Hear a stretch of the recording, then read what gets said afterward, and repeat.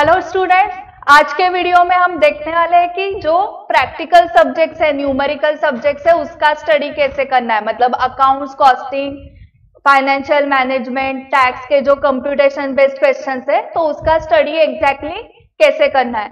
तो फर्स्ट उस चैप्टर का आपके पास समरी होना चाहिए, आइदर इन चार्ट फॉर्मेट और ऑडियो फॉर्मेट। अगर उस चैप्टर में फॉर्मूलाज है तो फॉर्मूला की लिस्ट आपके पास होनी चाहिए, क्योंकि फर्स्ट आप उस टॉपिक के जो भी कंसेप्ट है वो रिवाइज करोगे and then you will go for the question solving. So question solving आपको क्या क्या करने चाहिए, तो मॉड्यूल में जो इलस्ट्रेशन है वो सारे एक्सरसाइज के question, past RTPs, MTPs and past papers. So students पूछते हैं मैम लास्ट 3 अटेम्प्ट के पेपर सॉल्व किए तो चलेगा क्या, तो बिल्कुल नहीं।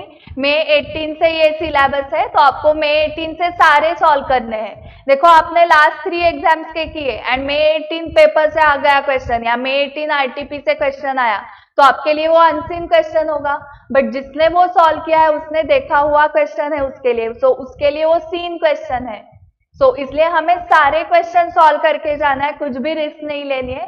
सो आई विल रिकमेंड मई 18 से सारे RTPs, MTPs and past papers के क्वेश्चंस आपको सॉल्व करने हैं। सो फर्स्ट टाइम सॉल्व करते वक्त आप each and every question solve करोगे, देन उसमें जो आपको इम्पॉर्टेंट लगते हैं या जो क्वेश्चंस डिफिकल्ट लग रहे हैं वो मार्क करते जाओ एंड नेक्स्ट रिविजन्स में वो क्वेश्चन सॉल्व करने हैं। सो ऐसे आपको फिल्टर लगाना है कि फॉर एग्जाम्पल एक चैप्टर में 30 क्वेश्चन है, फिर उसमें जो आपको डिफिकल्ट या इंपॉर्टेंट 22 क्वेश्चंस लगे वो मार्क करो, फिर नेक्स्ट रिविजन्स में 10 to 15, ऐसे करते करते 7 to 8 क्वेश्चंस आपको लास्ट डे रिविजन के लिए मार्क करके रखना है।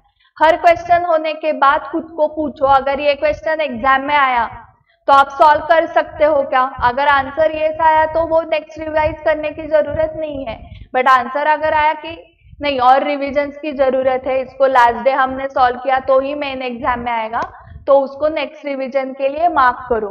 एंड सॉल्विंग प्रैक्टिस करते वक्त विथ टाइम मैनेजमेंट आपको सॉल्विंग प्रैक्टिस करनी है। सो आपके पास 3 आवर्स होते हैं एग्जाम लिखने के लिए, मतलब 180 मिनट्स एंड 100 मार्क्स का पेपर होता है। एंड 180 मिनट्स में से 10 मिनट्स हमारे जाते हैं एडमिट कार्ड दिखाने में, सुपरवाइजर की सिग्नेचर, फर्स्ट पेज फिलअप करने में। सो आइडियली आपके पास सिर्फ 170 मिनट्स है जिसमें आपको 100 मार्क्स का पेपर सॉल्व करना है। सो 1.7 मिनट पर मार्क, मतलब 10 मार्क्स का क्वेश्चन आया तो 17 मिनट्स है, 20 मार्क्स का क्वेश्चन आया तो 34 मिनट्स है। सो आपको घर पे भी क्वेश्चन सॉल्व करते वक्त एक एस्टिमेट करो कि ये क्वेश्चन कितने मार्क्स को आएगा। सो फॉर एग्जाम्पल आपको लग रहा है ये 10 मार्क्स के लिए आएगा, तो 10 into 1.7, 17 मिनट्स का टाइमर लगा के आपको वो क्वेश्चन सॉल्व करना चाहिए।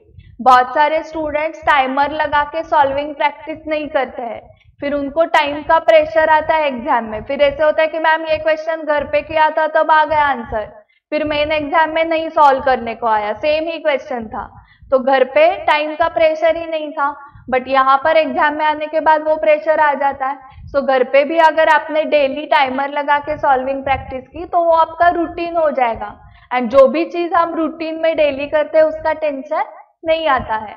सो आपको टाइम लगाकर सॉल्विंग प्रैक्टिस करनी है। You need to prepare adjustment notebook. उस एडजस्टमेंट नोटबुक में आपको 4 कॉलम्स करने हैं। फर्स्ट कॉलम में क्वेश्चन नंबर, सेकेंड कॉलम में उस क्वेश्चन का पेज नंबर, कौन से बुक से है वो, एंड नोटबुक में आपने कहाँ पर वो आंसर सॉल्व किया है उसका भी पेज नंबर लिखो। थर्ड कॉलम में उस क्वेश्चन में क्या इंपॉर्टेंट एडजस्टमेंट्स है, एंड फोर्थ कॉलम में उस एडजस्टमेंट की क्या ट्रीटमेंट है वो लिखना है। सो अगर ऐसे आपने एडजस्टमेंट नोटबुक प्रिपेयर की है तो लास्ट डे को आपका तो पूरा सिलेबस 2 आवर्स में कंप्लीट हो सकता है। 2 आवर्स में आप सिर्फ वो एडजस्टमेंट नोटबुक गो थ्रू करोगे तो आपके सारे इंपॉर्टेंट क्वेश्चंस की रिवीजन हो जाएगी। बहुत सारे क्वेश्चंस में एडजस्टमेंट्स रिपीटेड होते हैं एंड कुछ यूनिक एडजस्टमेंट ही होते हैं जिसकी फ्रीक्वेंटली रिवीजन करना रिक्वायर्ड है। उसके बाद आपको क्लासिफिकेशन करना पड़ेगा, मैंने जो बताया आपको कि फिल्टर लगाते जाओ।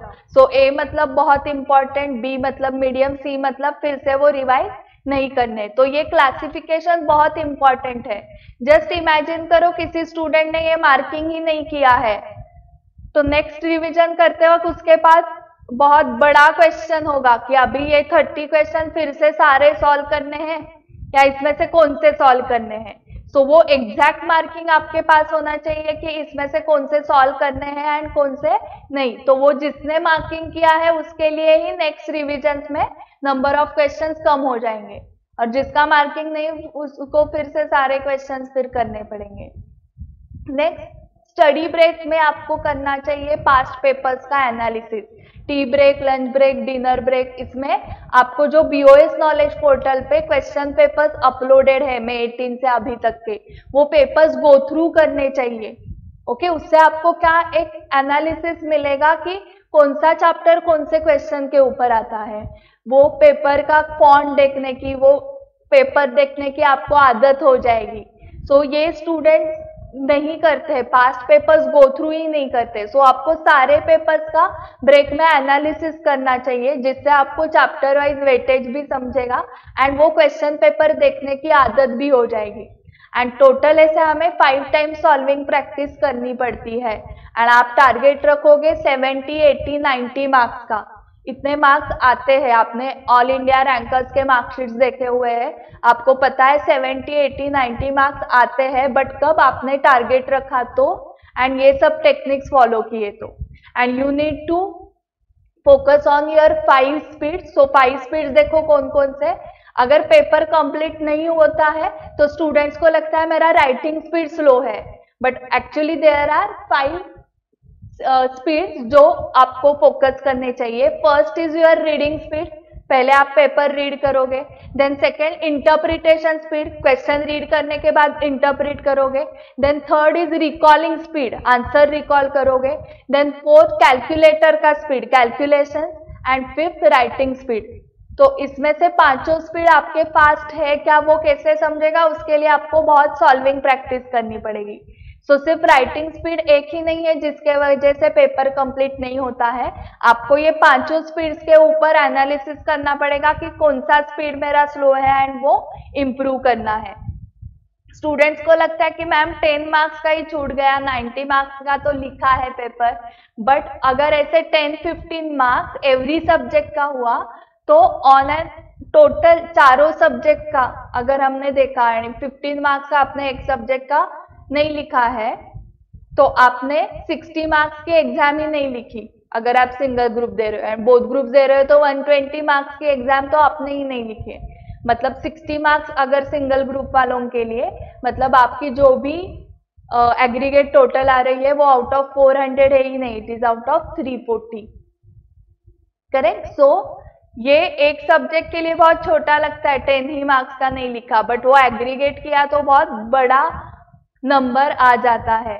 So make sure that you will solve all the papers 100%। Okay, तो उसके लिए आपको स्पीडीली पेपर सॉल्व करना पड़ेगा एंड उसके लिए बहुत सारी सॉल्विंग प्रैक्टिस आपको करनी पड़ेगी।